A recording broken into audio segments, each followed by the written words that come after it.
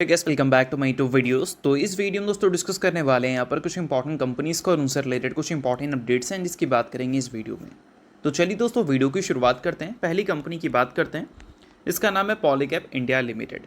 But इसको discuss करने से पहले अगर आपने अभी तक चैनल को सब्सक्राइब नहीं किया है तो चैनल को सब्सक्राइब करके बेल आइकन को प्रेस कर लो और सेबी रजिस्टर्ड टेलीग्राम चैनल को भी ज्वाइन कर लो, जिसका लिंक आपको डिस्क्रिप्शन में दिख जाएगा। और एक डिस्क्लेमर भी है, जो भी न्यूज़ एंड अपडेट्स हैं वो कवर करेंगे, वो सारी न्यूज़ एंड अपडेट्स सिर्फ और सिर्फ एजुकेशन पर्पस के लिए है, सीखने के लिए है। तो इसको किसी भी तरह का इन्वेस्टमेंट एडवाइस मत समझना, आप खुद से रिसर्च और एनालिसिस भी कर सकते हैं। तो चलिए दोस्तों वीडियो की शुरुआत करते हैं। सबसे पहले बात करते हैं पॉलीकैब इंडिया से रिलेटेड कुछ इंपॉर्टेंट न्यूज़ एंड अपडेट्स के बारे में।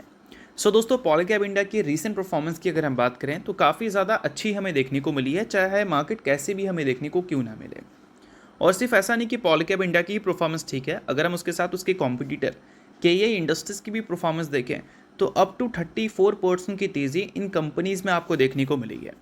अब देखो रिसेंट टाइम में क्या हुआ है कि एक बड़ा कंसर्न क्रिएट हुआ था पॉलीकैब और केईआई इंडस्ट्रीज़ के बिजनेस को लेकर। कॉपर के बढ़ते प्राइसेस की वजह से एक्सपेक्टेड था कि पॉलीकैब इंडिया और केईआई इंडस्ट्रीज़ के जो वॉल्यूम है वो हमें गिरते हुए नज़र आ सकते हैं। बट हाल ही में जो कंपनी ने अपने अर्निंग्स रिपोर्ट किया, वो अर्निंग्स में इसका कोई भी इम्पैक्ट हमें देखने को मिला ही नहीं। साथ में मैनेजमेंट ने जो गाइडेंस दिया था उसमें भी उन्होंने क्लियर कट ये बता दिया कि बढ़ते कॉपर के प्राइसेस की वजह से उनके अर्निंग्स में, उनके वॉल्यूम्स में किसी भी तरह का डैमेज हमें देखने को नहीं मिला है।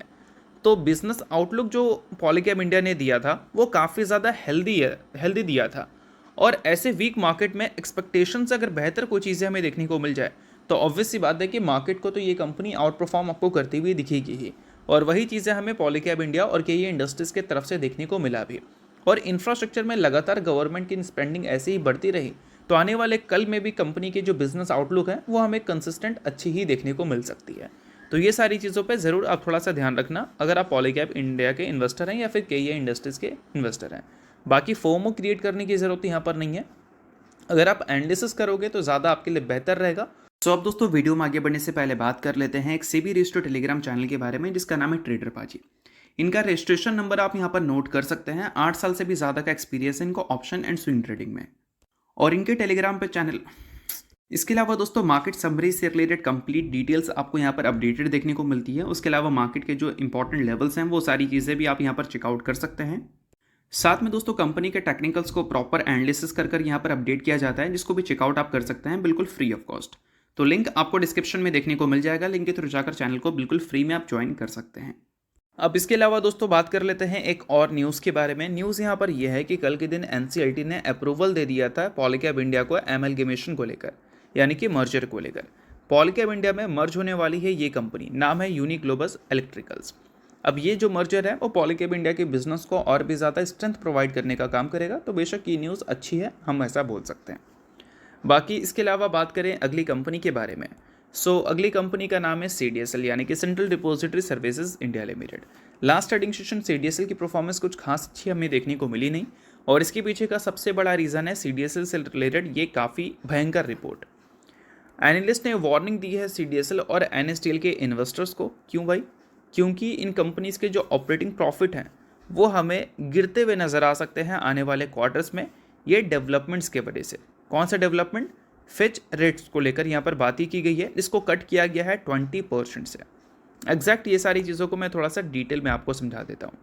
अब देखो CDSL की अगर हम बात करें या फिर NSDL की बात करें, ये दो कंपनी एज ए डिपॉजिटरी के नाम पे तो फेमस है ही, बट साथ में ये कंपनी के जो जॉइंट वेंचर्स हैं वो आपको KYC में भी वर्क करती हुई दिखती है।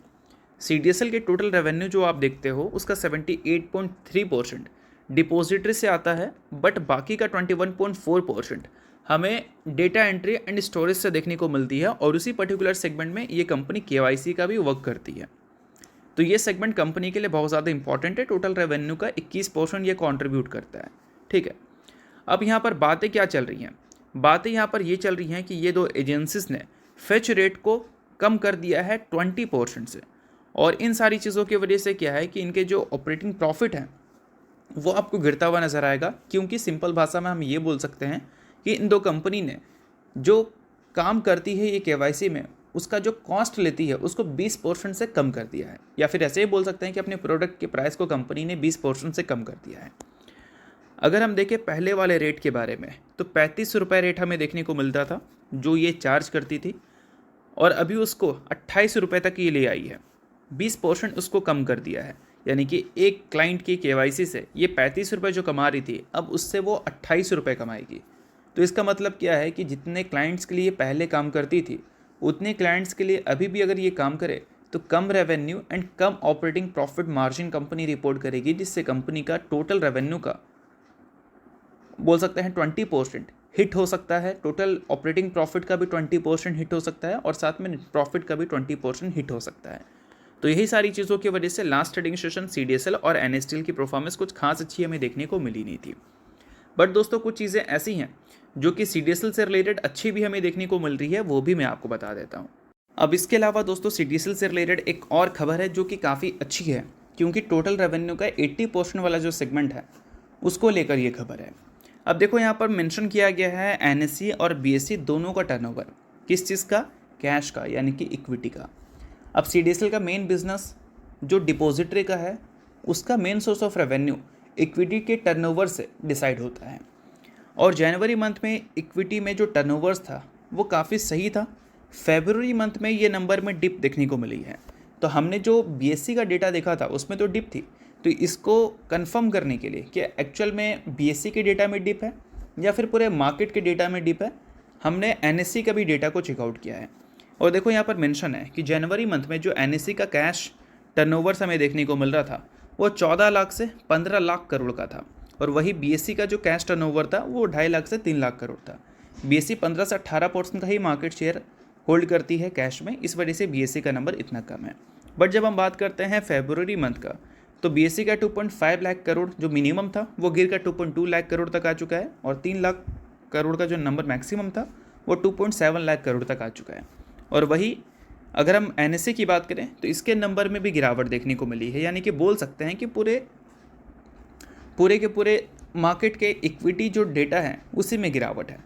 बट जब ये नंबर को हम कंपैरिजन करते हैं Q3 के नंबर से तो ये नंबर ख़राब देखने को नहीं मिलती है, यह नंबर बेहतर देखने को मिलती है। तो इसका मतलब क्या है, इसका मतलब ये है कि अगले क्वार्टर में अगर CDSL Q1Q बेसिस पे 10% तक का भी रेवेन्यू ग्रोथ अगर रिपोर्ट कर दे तो कंपनी के पूरे नंबर काफ़ी ज़्यादा अच्छे हो सकते हैं, क्योंकि पिछले साल के Q4 में कंपनी ने अच्छे नंबर्स रिपोर्ट नहीं किए थे ख़राब मार्केट की वजह से। तो हो सकता है कि अगले क्वार्टर में रेवेन्यू और प्रॉफिट Q1Q और ईयर ऑन ईयर दोनों में हमें काफ़ी ज़्यादा अच्छे देखने को मिले, और CDSL की रिकवरी के लिए ये बहुत अच्छी बात रहेगी। तो अगर आप CDSL के इन्वेस्टर हैं तो बेशक इन चीज़ों पे आप थोड़ा ध्यान रखना। बाकी अगर आपने अभी तक ये सारी चीज़ें रिपोर्ट के ज़रिए नहीं देखा है तो आप सेबी रजिस्टर्ड टेलीग्राम चैनल को ज्वाइन कर सकते हैं। वहाँ पर कई सारी कंपनी के टेक्निकल्स को अपडेट किया जाता है, कई सारी कंपनी के टेक्निकल एनालिसिस को और साथ में कंपनी के रिपोर्ट्स को अपडेट किया जाता है, जिसको आप चेकआउट कर सकते हैं बिल्कुल फ्री में। तो लिंक डिस्क्रिप्शन में है, सेबी रजिस्टर्ड रिसर्च एनालिस्ट के इस टेलीग्राम चैनल को आप ज्वाइन कर लो।